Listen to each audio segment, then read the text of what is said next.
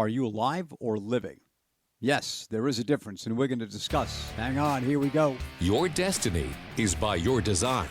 Getting what you want in your professional life is gained by following a series of steps created by your mindset. Are you ready to start the journey? This is the Think Your Reality podcast. Here's Mike Sims. Hey, it's Michael Sims, and welcome to the Think Your Reality podcast number 11. So by virtue of you hearing this and thinking is not indicative that you are living. Alive, yes. Living, maybe not. So we're going to define the two.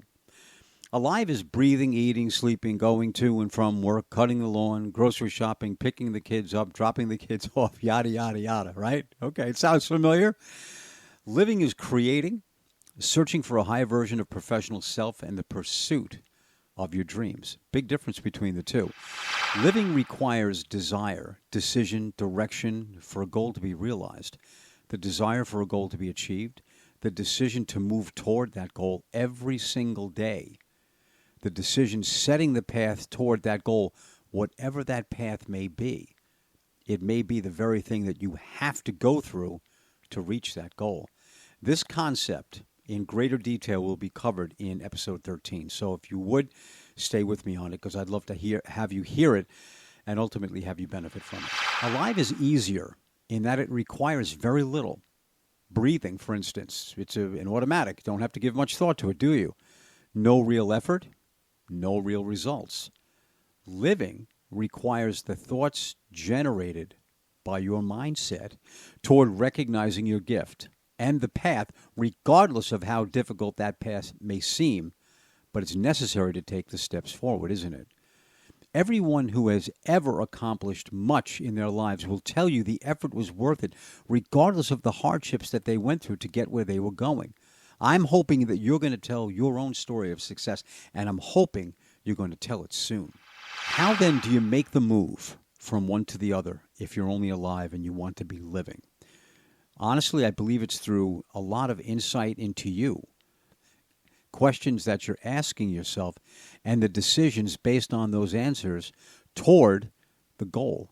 So what do you want out of life? I honestly believe, beyond the shadow of a doubt, that is the most difficult question anybody could ever answer themselves. And the fact of the matter is, I think you'll agree with me, most people never ask it.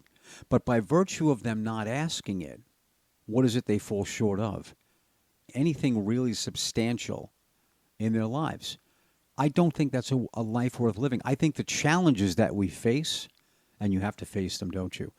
The challenges that you have to face and overcome, either over them, around them, underneath them, or through them, are worth whatever it is you have to endure for the sake of that goal, because I believe this beyond the shadow of a doubt. Your goals are infinitely larger and will take on a life of their own. You just have to stay the course. Now, the answer lies within, as does everything you've ever needed to be successful. If you're listening to the podcast, that is the resounding cry of the guy talking right now. The answer that you need lies within. And people have asked me, well, Michael, I'm not sure exactly what it is I want to do with my life. And that's an honest question. I get that. So my answer to it many times is to become what you are. Become what you are. What are you? And some people have given me some incredible answers. Well, I have the math gene, which, by the way, I never got. I can do math in my head.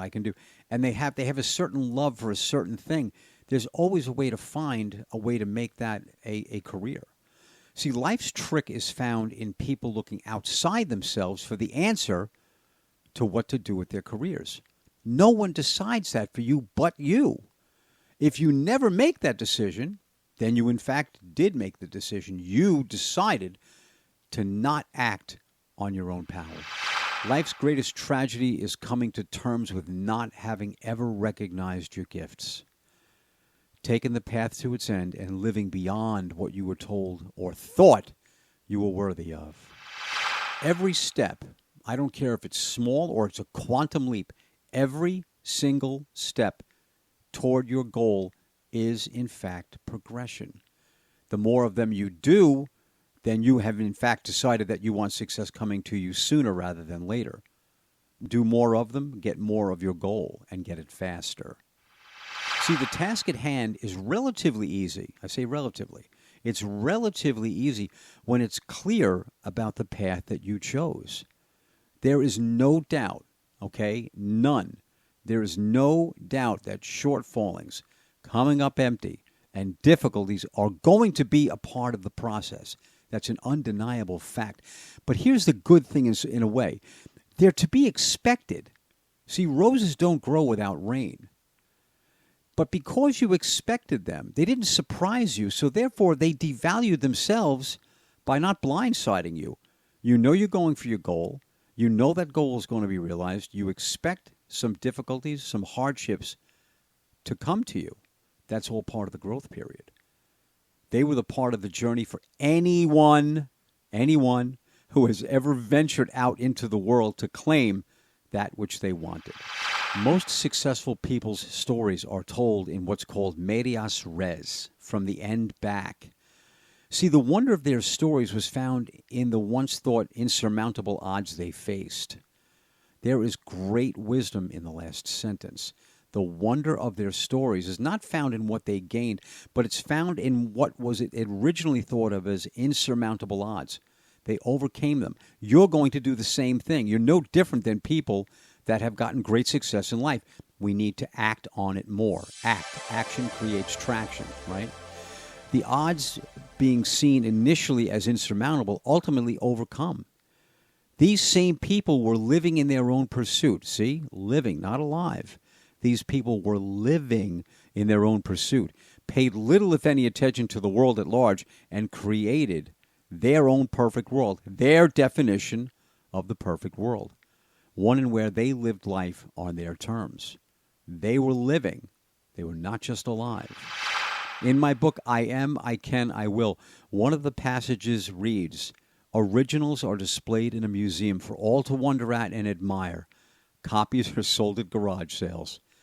If you have been living life as a copy, it is time to start living and being the original you ultimately were designed to be. Remember, success comes to you when you decide it should. It comes when you determine your dream and the path to it. You'll hear me often mention the 180-degree theory. It applies in a lot of what goes on in the world. If most people are doing something, look at the masses. Isn't it pretty clear? Isn't it a clear indication not to do the same thing? Look at the crowd. Is that what you signed up for? Is that what ultimately you want to hitch your wagon to? Is that what you want to call your life's goal and your life's destiny? I don't think so.